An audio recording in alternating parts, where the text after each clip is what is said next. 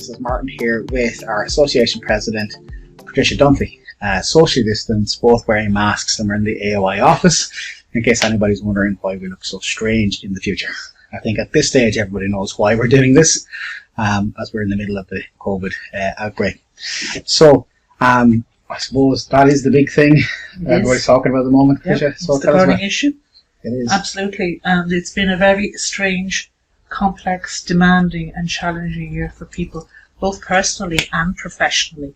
And we've had to deal with things we've never contemplated or dreamed would be presented to us. So it's really been day-to-day reaction, and we have to be reactive and we've had to be proactive, and we've literally had to try. We've been members, and I'm extremely proud of my profession and the way they've handled this pandemic.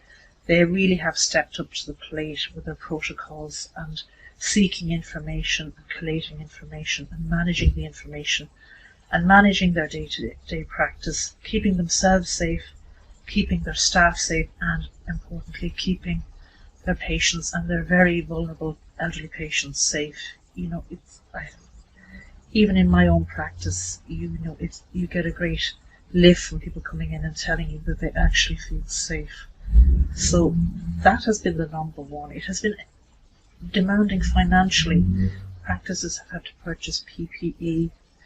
They've had some cases take on extra staff, some cases lay off staff. Not an easy thing to do, to pick up the phone and speak to your staff and say, I'm sorry, I've got to lay you off. So all these things have been very demanding, I suppose, socially, mentally, financially. And, we just have had to come to terms with it and deal with it. Yeah. As the famous quote goes, a year like no other, and it's a cliche that has been sort of done to death this year, but it really has been a very, very strange time. And it's been a very busy time for the association as a result of all of this. Absolutely, yes. I mean, the staff have been magnificent in their response. They've been dealing with questions from members, dealing with other organisations. We've liaised with Minister for Health, NEFET, World Health Organisation. You name it, I think we've contacted nearly every organisation that's been out there at this stage. And those weeks really from St. Patrick's Day on were just flat out. And I can't thank the staff enough. I can't thank Sean enough. And council, executive, you, Martin, for helping us with techie stuff. And it has been such a demanding time, there's no doubt about it. It has been probably the busiest year I think the association has ever had. Definitely in terms of kind of contacts from members with outside organisations and things like that. Yes. And the association is in a very tough place when it comes to giving advice, because we're very much bound by the government guidelines, and everybody wants to be told exactly what to do. But the association can't in many ways tell people exactly how they practice. That's not a role that we can properly do. Is that right? Absolutely. We have to, as I say, these are guidelines and they have to be interpreted as such, and they have to be enacted as such. So there has to be a time where you sit down and decide, will this work for our practice? Can we apply it and apply it to the best of one's ability? And that's really what clinical practice is all about. Because there's no such thing as a one-size-fits-all solution for anything. Not absolutely. Different premises, different scenarios, different staffing levels, and all those things have to be taken into account. Yeah. And all the problem that is an issue is that things move very, very fast. And, earlier on in the process, there was times when a lot of work would be done preparing a document, and literally before it could be published, the government would change things again. Absolutely. Every document was a living document. And as I say, one would like to be proactive about these things, but unfortunately, as the situation was changing so quickly, we just had to be reactive. And sometimes there was a little lag because we had to collate the information we were getting and make sure it was sensible and sound. And on this point of view, I may thank, from the bottom of my heart, Linda McGivney-Nolan and our professional services committee. The amount of work they have done is absolutely stalwart, the amount of hours they put in and the amount of interactions they have done.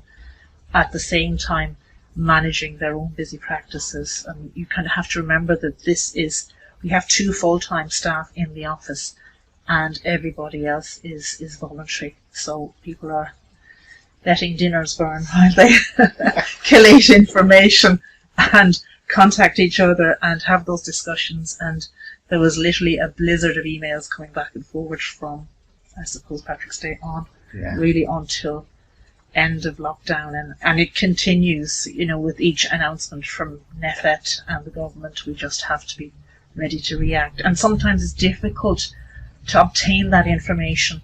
These government departments are absolutely inundated with queries and things like that, and you're in a queue and you're hoping that you will get the response. And we're lucky that we've had such interactions with HSA and HSE and the Minister's Office.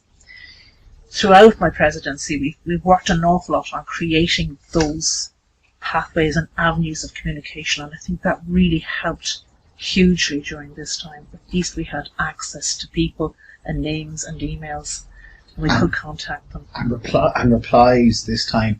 Yes. A problem the association has had in the past, that a lot of things happened without input of the association and without cognizance being taken of the association's view. Yes. But I think a lot of the hard work under your presidency and from training before that and all the other presidents in the council for the last kind of 2 decades, we're in a position now where the association is a name that's at least recognised and respected by the Department of Health, by the Minister's Office, so that we get listened to. Yes. We don't always get the answer we want, but at least we get an answer. True. And they have faces to the names, and I think that's terribly important when you're trying to liaise with these organisations, that you have met them, they know you, they've seen you, they've spoken to you, and when you send them an email, they remember who you are and they respond, and I think that's vitally important, especially ongoing with the different kind of things we're trying to roll out and work in the organisation to kind of change things, just to make those interactions shall we say, more fluid. I think things happen better when they're put in place. And as an organisation, the AOI is quite a small organisation in the kind of the grand scheme of things in terms of healthcare professions in Ireland, but we have a very, very diverse membership. We have people who are self-employed, with people who own small practices, large practices. We have franchisees, employees of franchises.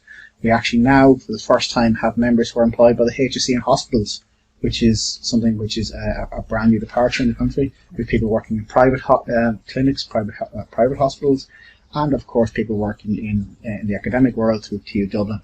So we have a membership with very, very wide group of needs, and it's very, very difficult to try and get back to the question of the one size fits all. It's very hard to get something that suits everybody, and a lot of input coming in from diverse groups. Yeah, and I think we're very lucky on council in that we have a lot of council members who work in different aspects of optometry, and they bring that information to the table and those needs and requirements and wants. And I think that's where we really like to encourage people to come on council and work with us and see how the whole structure of optometry works. That's something I learned through being on council and executive and presidency, how much goes on behind the scenes, how much liaison is needed.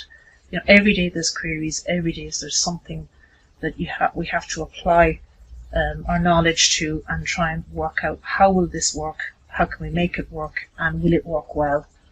They're the important things, and I think the more heads you have around a table thinking this out from different, shall we say, dimensions of optometry, I think that's vitally important. So from that point of view, I'd really encourage members to think about coming on council and being part of the process. You can't change a process from without, but you can change it from within.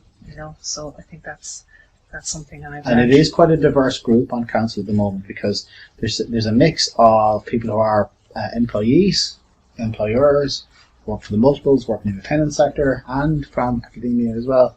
So there's a place for everybody. And it's important that they all get representation. Yeah.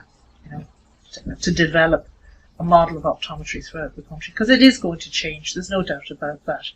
And I mean, I'm kind of heading towards the end of my career now at this stage, but I mean, there are young people there, and hopefully they will remain in optometry throughout their lives and have very productive professional lives and model optometry to suit themselves and to suit their mode of practice. I think that's terribly important, Martin.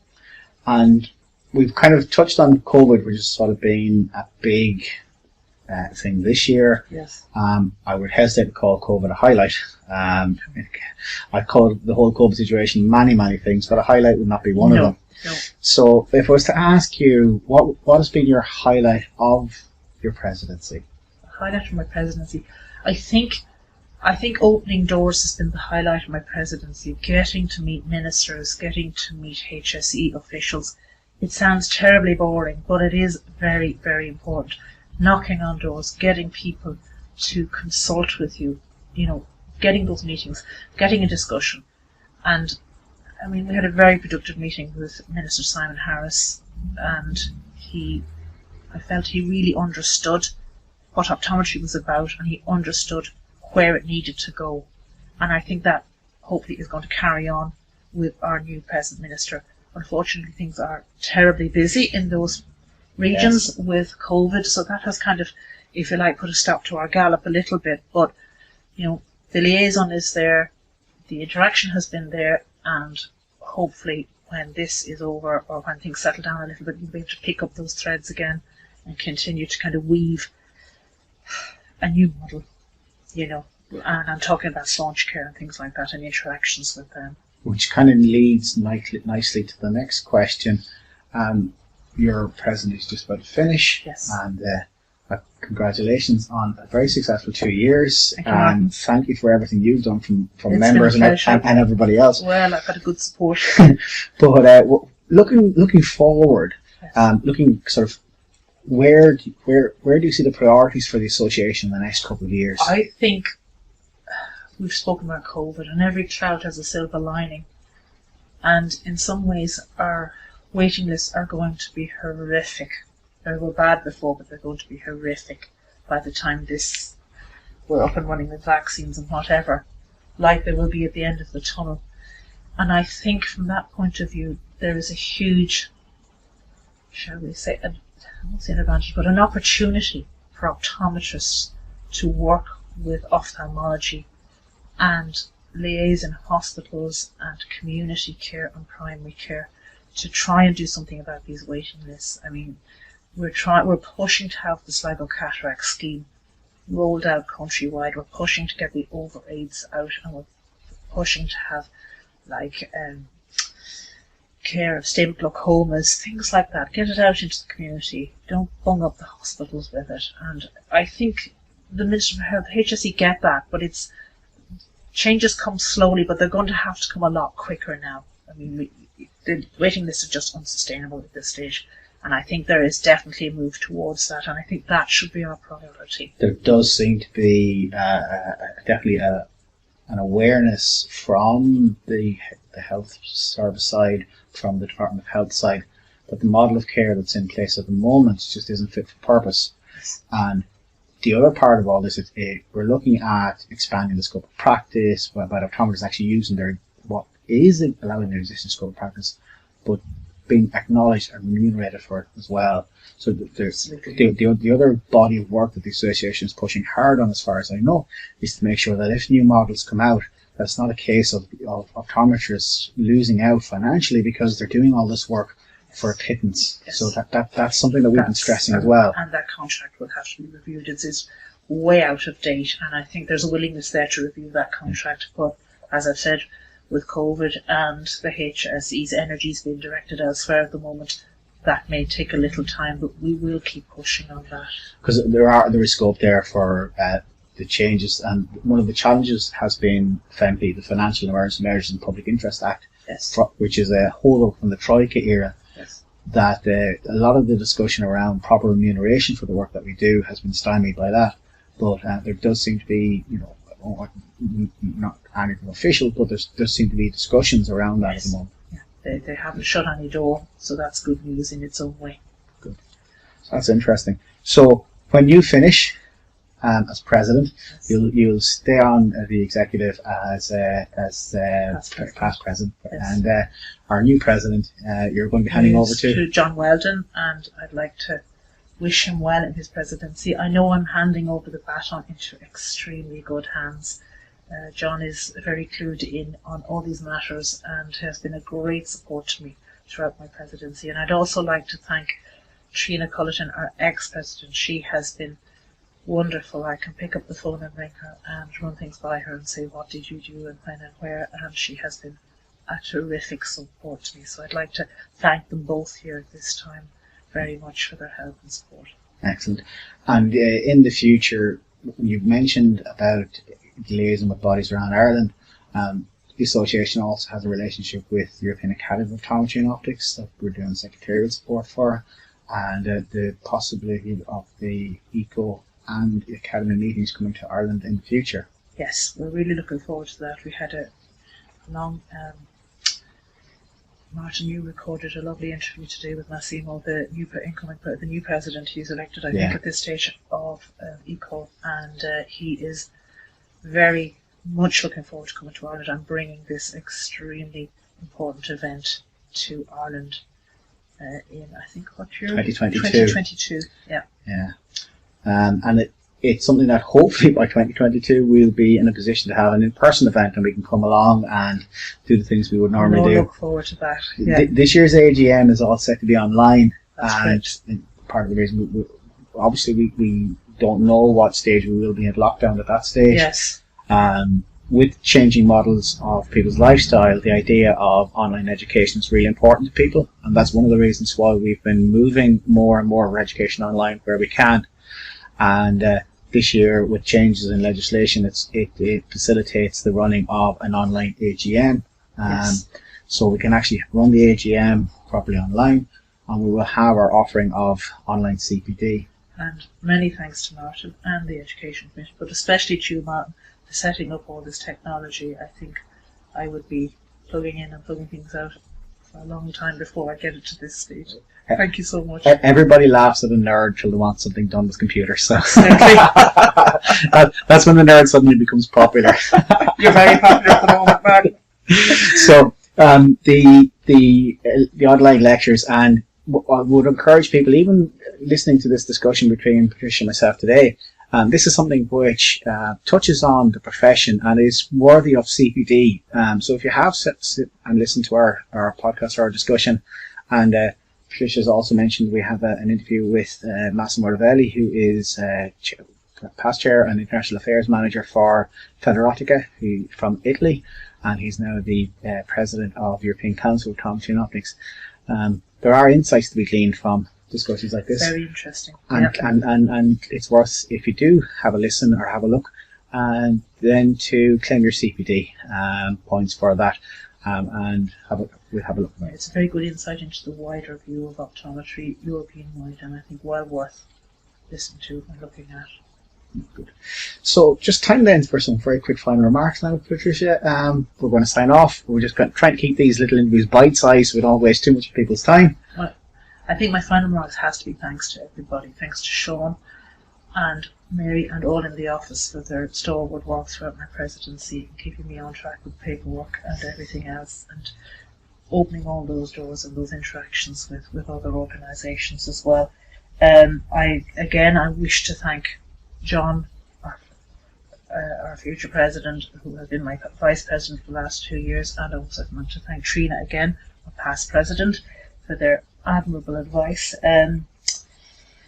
I can't thank the council and the executive enough. They have put in so much work. It's throughout the 2 years they have been always there. You send them an email, they answer. They're very, very busy people, and they still take time out to contribute and collate and return information. And they really are. I'm just the president, I'm just the figurehead. They are the workers. They are superb.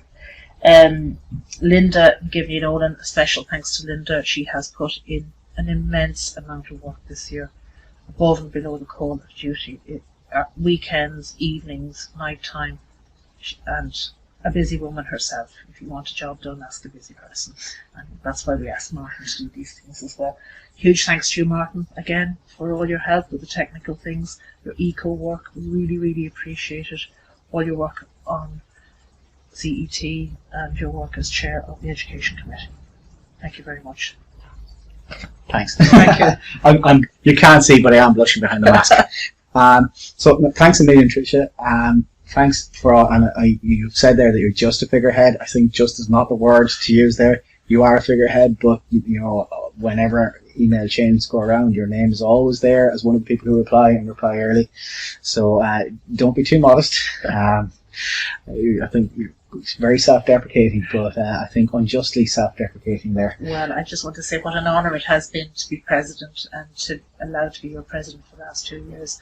I'm extremely proud of it, and I'm extremely proud of my profession. Thank you all. Thanks a million, and thank you for listening and watching. Goodbye.